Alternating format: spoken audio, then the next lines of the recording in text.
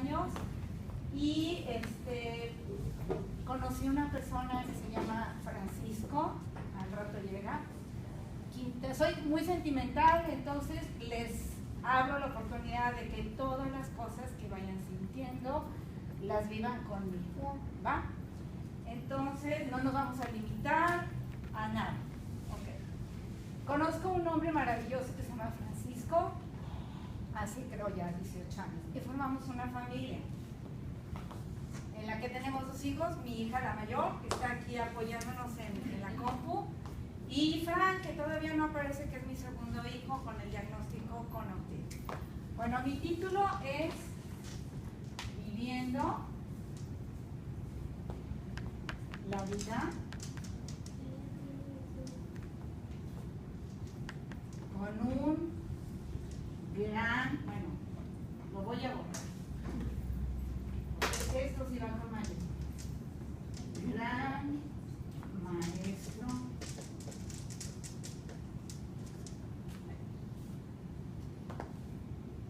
mi hijo con autismo. Ok, ese es mi título de hoy. Voy a empezar con la etapa previa al diagnóstico. Érase un 19 de junio del año 2000, nace un niño hermoso al que le pusimos Francisco como su papá. El nacimiento de Fran fue un niño que el pediatra neonatólogo no lo calificó, de hecho, mejor que tú.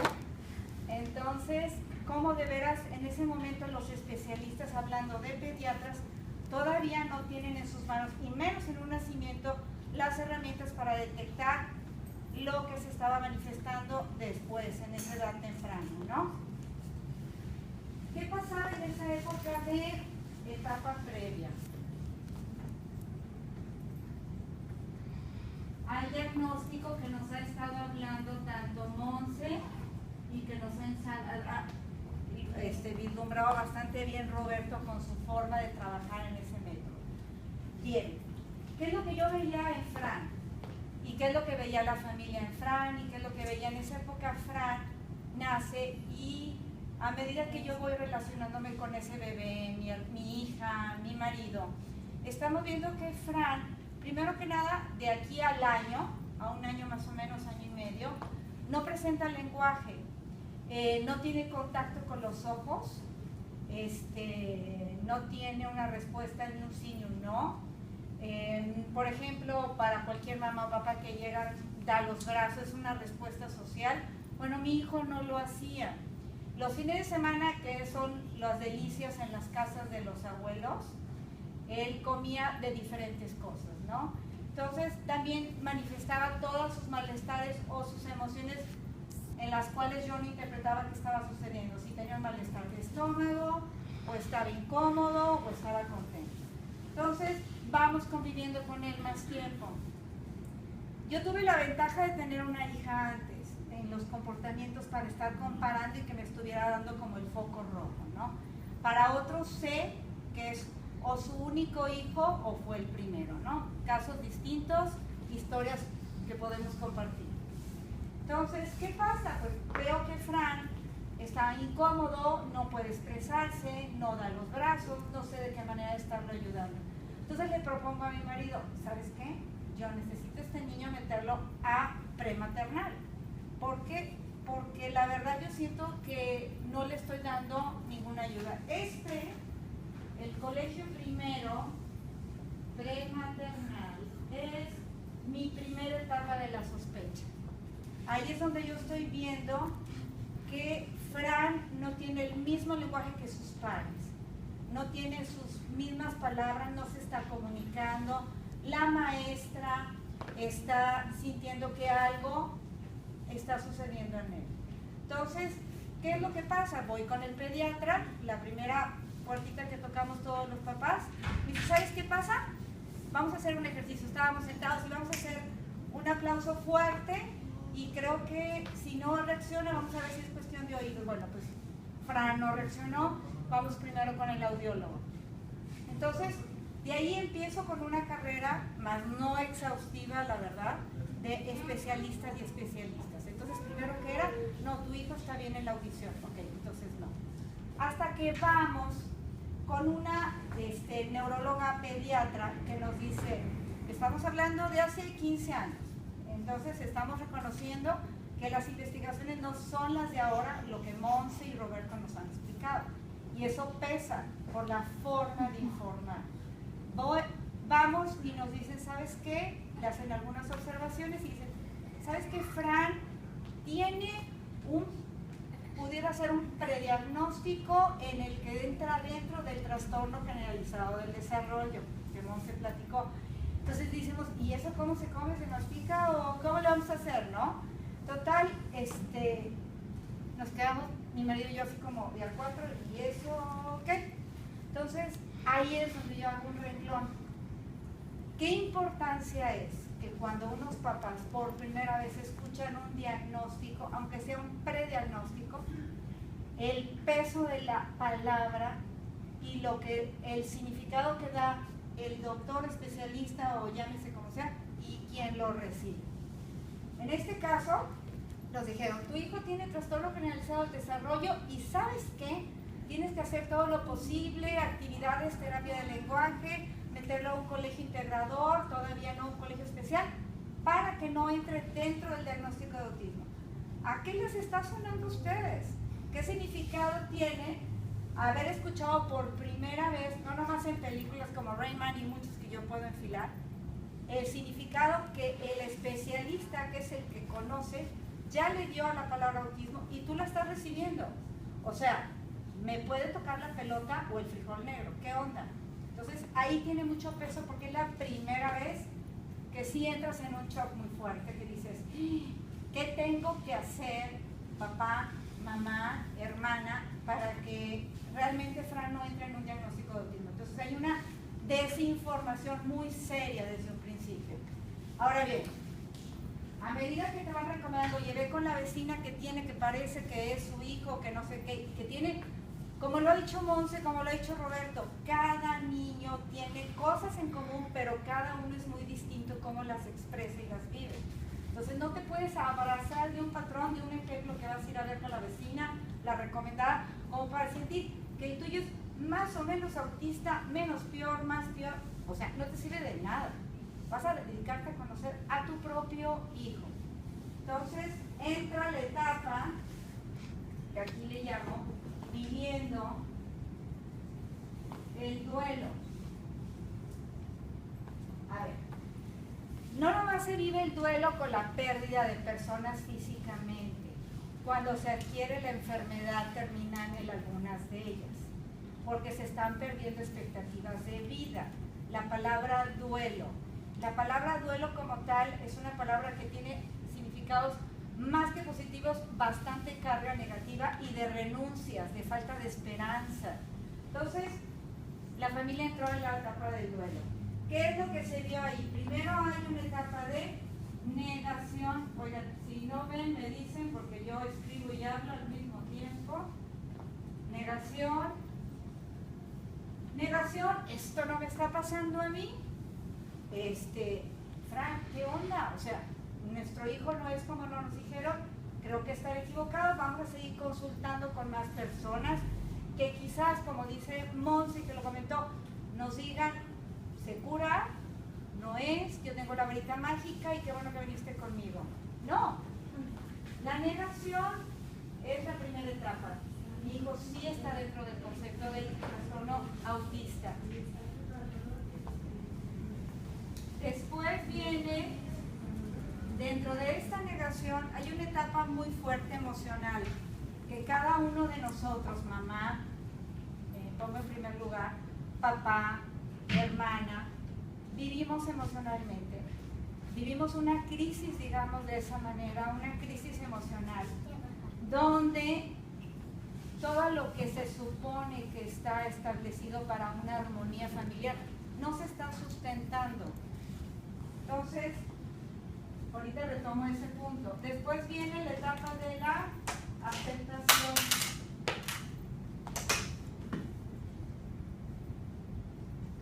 Acepto que cambio de marcador porque aquí es que se han olvidado.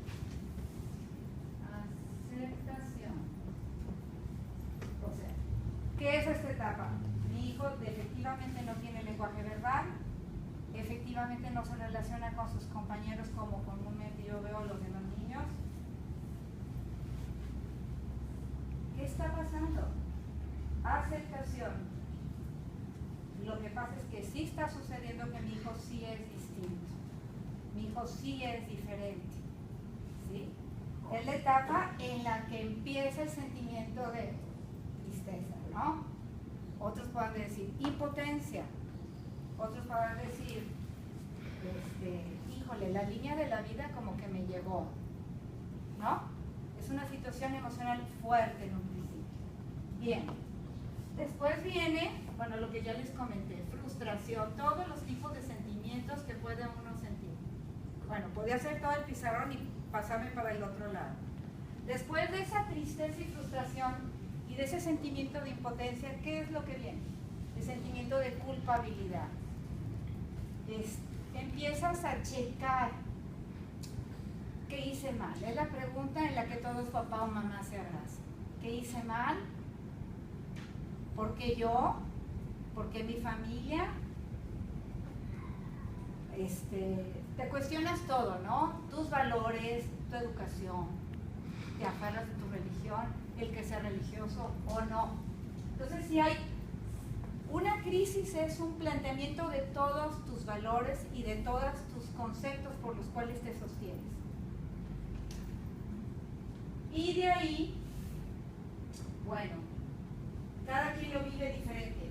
La mamá, bueno, yo pues obviamente sentimental, llanto todos los días, depresión, qué sé yo. El papá, bueno, ensimismado, rebasado y aislado, ¿no? Y mi hija, que tenía pues 2 o 3 años, pues viviendo una soledad y unos papás en un huracán, completamente desorientados. Y hay una ausencia de papás en el transcurso de lo que es una educación en familia, en la que todos aprenden. Ese es el ambiente en el que se vive. Ahora bien, la gran pregunta que yo pongo aquí, ¿qué está pasando en este duelo? ¿Qué es lo que no está encajando? Lo que no está encajando, y lo borro, no está encajando. Bueno, se va a caer mucho, por favor. El modelo social tradicional, gracias Chaparro, tradicional de convivencia. Aquí, por el cual lo recibimos desde nuestras familias, en los colegios, y lo mantenemos y los sostenemos como única verdad. ¿Qué pasa si tu familia no encaja? No entra, no entra. ¿Y qué sucede cuando te dices, ¿habrá otros modelos, otras formas de vivir? Sí. Tu hijo te invita a sí. Tu hijo te invita a salirte de estos patrones, a empezar a vivir diferente. ¿Sí? Aquí las preguntas son, ¿qué pasa si vives fuera del ordinario? ¿Qué pasa si vives fuera de lo acostumbrado? ¿Qué pasa si vives fuera de lo que te enseñaron? ¿Por qué no te abres a una oportunidad nueva y diferente? Que tu gran maestro, tu hijo, que nació sin estar dentro de esto, te va a invitar si tú quieres, y si cada uno de tu familia quiere. ¿Sí? Entonces, ¿qué pasa? Hay mucho temor en el futuro. ¿Y si fallo? ¿Y si fracaso? No lo conozco, lo único que conozco es el pasado, lo que me enseñaron, donde me sostengo, la verdad que me enseñaron. Eso y mucho. ¿Qué me está diciendo la vida con eso? ¿Qué es lo único cierto e importante? Yo les puedo contestar esto. La vida con tu familia, con tu hijo, con tu hija y tú mismo se construye día con día. Cada día tomes una decisión. Cada día tú decides cómo la vas a vivir. Con la misma situación. ¿La vida es justa? ¿La vida es injusta? No. La vida es como es. No la califiquemos. Nosotros sí tenemos la opción de qué actitud vamos a tener. La vamos a disfrutar, nos vamos a sentir víctimas, nos vamos a abrazar del agobio, de la injusticia. ¿Cuándo vamos a abandonar el método tradicional en el que nos enseñaron?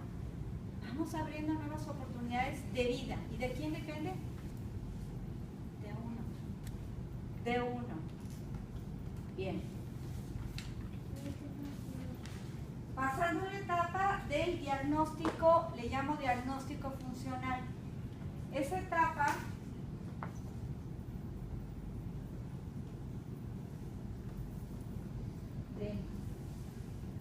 nosotros la vivimos funcional.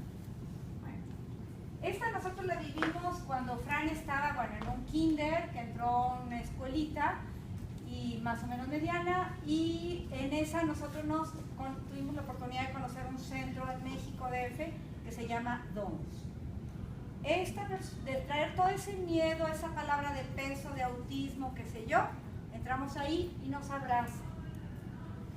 Y ahí, por cierto, ahí está mi hijo, que ojalá pase. Que me hubiera encantado haber conocido a mamás, niños con autismo y que se sientan en la libertad de sentarse, pararse, pintar. Estamos hablando de sus vidas con nosotros, ¿no? Bueno, entonces nos abrazó a colegio, familia nuclear, papá, mamá, hijos, y sus extensiones, abuelos, tíos, primos, ¿no? ¿Y qué fue lo que hizo? Nos sensibilizó y nos dijo, ¿saben qué? El autismo es una condición de vida. Los vamos a acompañar a trabajar con ellos. Y es la primera vez que yo escuchaba algo distinto sobre autismo. Ya no era el frijol negro, la pelota caliente, yo no la quiero, vamos a jugar otra cosa, ¿no? Entonces, nos empezaron a apoyar, a darnos herramientas, sensibilizaron al colegio, compañeros, familia, nos visitaban cada 3 meses, después fueron 5, después fueron 6 meses. Se fue recorriendo por la imposible porque éramos provincianos, entonces cada vez las visitas estaban más esperadas. Con ello pasamos la etapa de kinder a primaria. Hubo otro cambio de colegio y regresamos y retornamos a la misma escuela de donde partimos. ¿Qué se fue complicando con DOMUS? Porque aquí quiero resaltar algo sobre ti. En DOMUS las terapias se estaban dando a distancia. Creo que estamos hablando de un proyecto de vida. Todos lo hemos estado viviendo, sintiendo, poniéndonos metas, retos y tratar de cambiar el chip de nuestras conversaciones a diferentes para poder abrirnos a oportunidades distintas. Entonces, ¿qué era lo que yo decía? Híjole, yo quiero un trabajo interdisciplinario. ¿Por qué no se puede? Desde años lo pedía. Donde esté la familia, la escuela y el trabajo terapéutico día con día, trabajando con todas estas áreas donde mi hijo vive y circula y donde también yo necesito apoyo, donde mi marido, donde los compañeros, en fin, donde yo iba a cuadrar. Bueno, pues yo les puedo decir que lo obtuve en el Centro TIM. Roberto mencionó desde esa primera llegada, traigo yo el modelo AGA, y yo decía, ¡ay, qué onda! O sea, conductista se me hizo corto. ¿Cómo tienes tantas conversaciones por experiencias que tienes aquí en tu cerebro que te predisponen? Y a esto me hablo sobre la apertura sentimental y mental, de renunciar a tu pasado y a darte la nueva oportunidad de volver a confiar y que lo que tienes aquí reseteado en tu cabeza lo rompas y creas en nuevas personas comprometidas. Bueno, otra parte fue la escuela donde está Fran, que aquí está una de sus directoras, por ahí la veo, ahorita, secundaria de Pablo Neruda. Cuando dije, híjole, secundaria especial, si mi hijo viene todo el tiempo en colegio integrador y con el miedo del autismo, porque si no está en un colegio integrador, entonces doy por hecho que va a estar en el nivel más bajo. ¿Cuántos miedos nos rodean? ¿Y cuánta cerrazón? Entonces, en el momento en que yo entro al colegio de Pablo Neruda, que da la vida, como la vida es cuando te abres, te va señalando esa oportunidad, era la opción en ese momento factible para Fran. ¿Qué encuentro en ese salón donde había niños con Down, diferentes tipos de yo decía, ¡ah! Se le van a esperar miles de conductas inadecuadas? Y le decía a Roberto, ¿cómo? A ver, ¿cómo de veras nos falta conocer a veces mejor a nuestros hijos? Y tener esa esperanza y confianza en que él se va a ir creciendo y desarrollándose en el espacio donde se encuentre. Entonces, formamos ese equipo hasta la fecha, familia, Centro Team y Escuela Secundaria Pablo Neruda. ¿Qué es lo que yo encontré en ese colegio? En los terapeutas y en mi casa. Amor, confianza, delegar.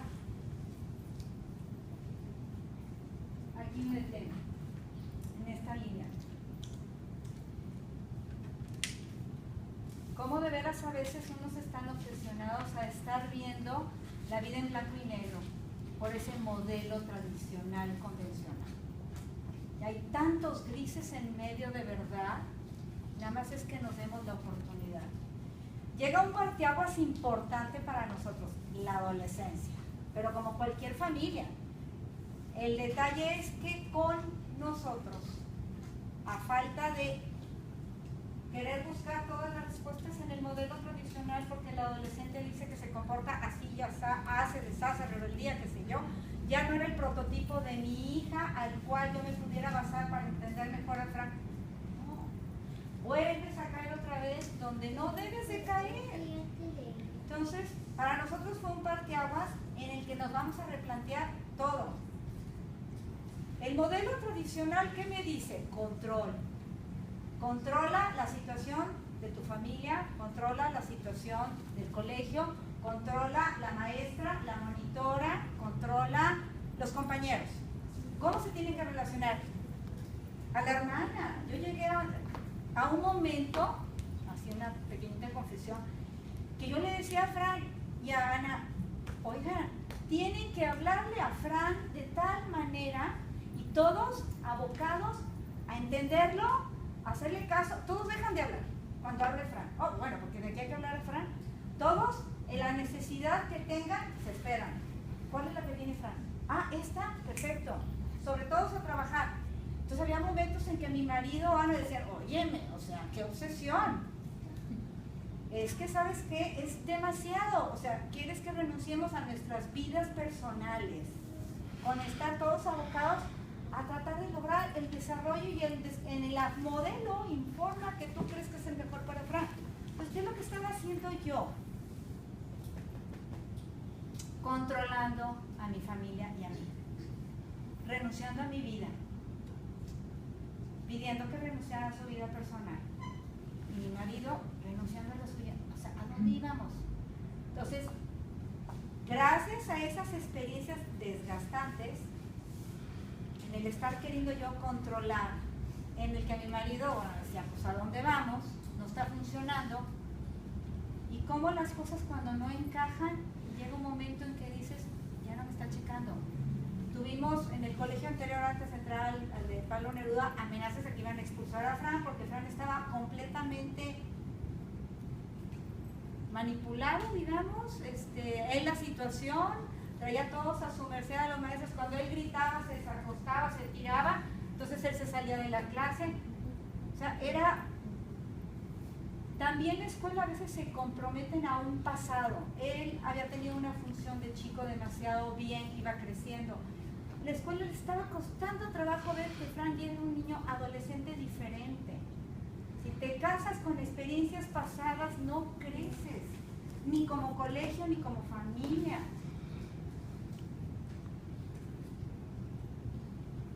Entonces, ¿qué es lo que viene? ¿Qué es lo que viene con este desgaste, con estas experiencias que no están brindando oportunidades de crecimiento? Vienen grandes aprendizajes, grandes.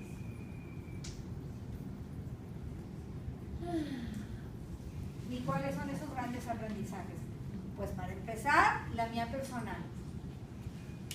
Soltar el control de mi hija. Me costaba, bueno, cantidad.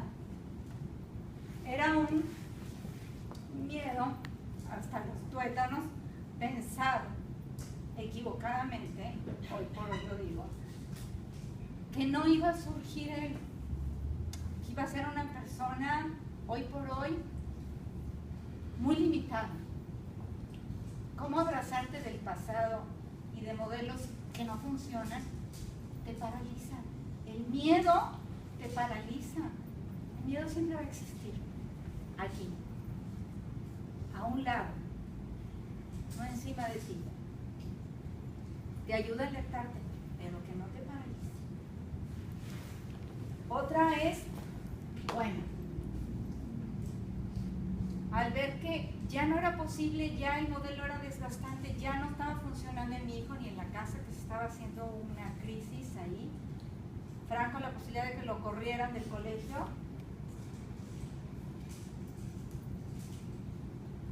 Me veo, una vez que corto el cordón de mi hijo, lo permito vivir su propia vida, yo corto el cordón mío, me paro en el espejo, me paro con la gente y digo, ¿a quién estoy viendo? A una mujer desgastada, una mujer abandonada de sí misma, una mujer que tenía proyectos personales, que no todo es ser mamá de un hijo con autismo.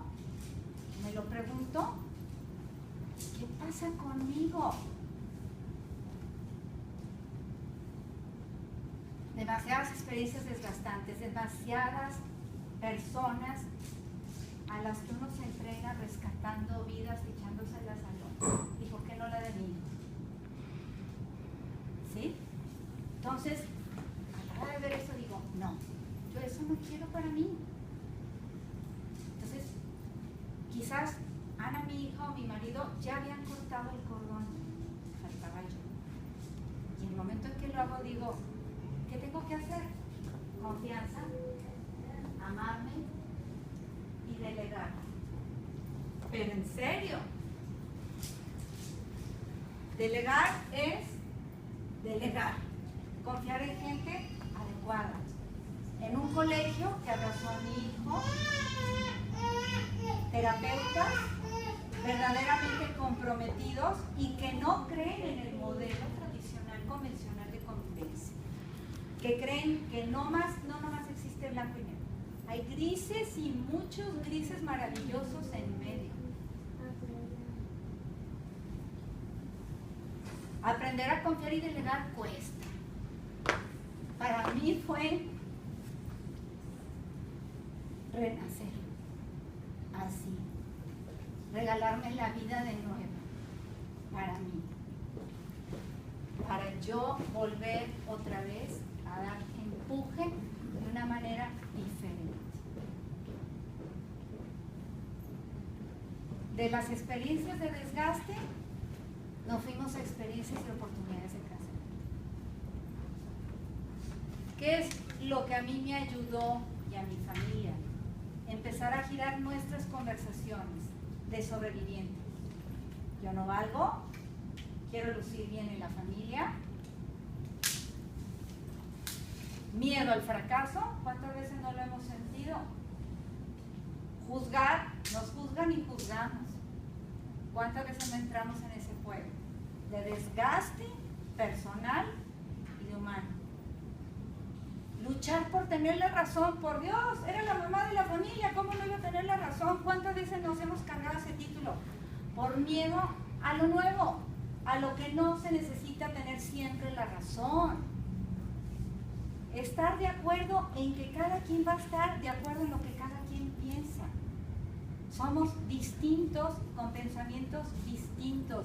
Bienvenida a la diversidad. Y eso comenzó desde que nació mi hijo. Bienvenida a la diversidad, como un mundo y vida dinámica que es.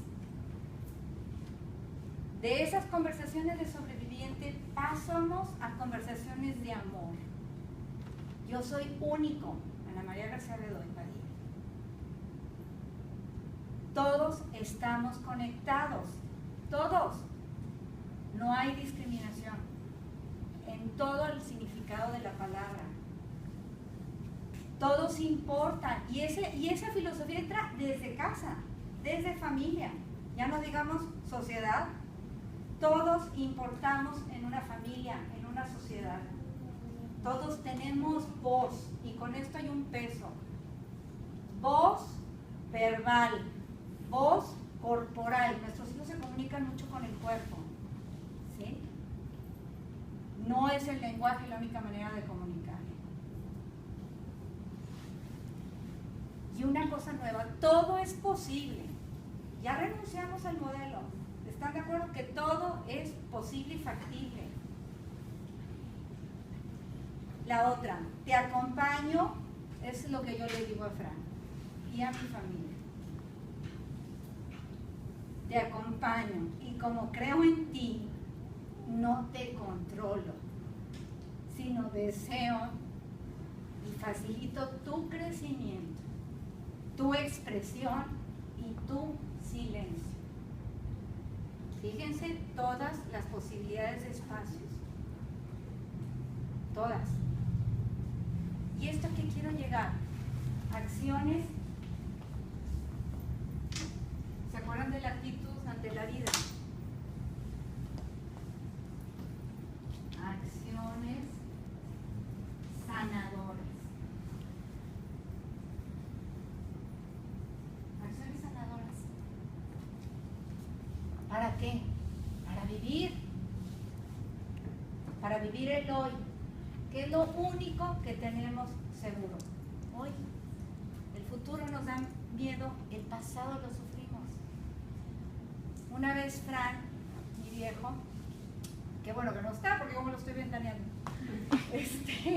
estábamos acostados porque bueno, ha sido mi confidente de mil conversaciones y paciencias infinitas. Me decía, está sufriendo, antes de cortar el cordón, me dice, sufres porque quieres. Yo decía, ¿cómo que es estupidez? ¿Por qué? Porque quieres y estás ahí, estás acostumbrada a tantos años a estar ahí. Y sí, el momento en que tú quieras dejar de sufrir, te vas a dar la oportunidad a vivir. Es cierto. Entonces, hoy es lo único existente, hoy, seguro y deseado. Hoy. Yo soy más que mis circunstancias, que mamá de un niño con autismo, también está Ana, mi hija, tengo familia, papás, abuelos, soy yo más que mis circunstancias. Nunca vamos a tener la condición favorable. No se sienten a la ventana, papá, mamá, madre soltera, papá soltero, en mil circunstancias, contemplando en la ventana cuándo vamos a decidir tomar el control de nuestras vidas y abriéndonos, contemplando. Nunca vamos a tener la condición ideal, porque estamos sentados, esperando. Mi hijo es más que sus circunstancias. Y todos los seres humanos somos más que nuestras circunstancias. Con eso subrayo, yo no me limito, el ser humano no se limita y venimos a aprender. ¿Y aprender de quién? De grandes maestros que nos han enseñado a voltear, y a vivir la vida de otra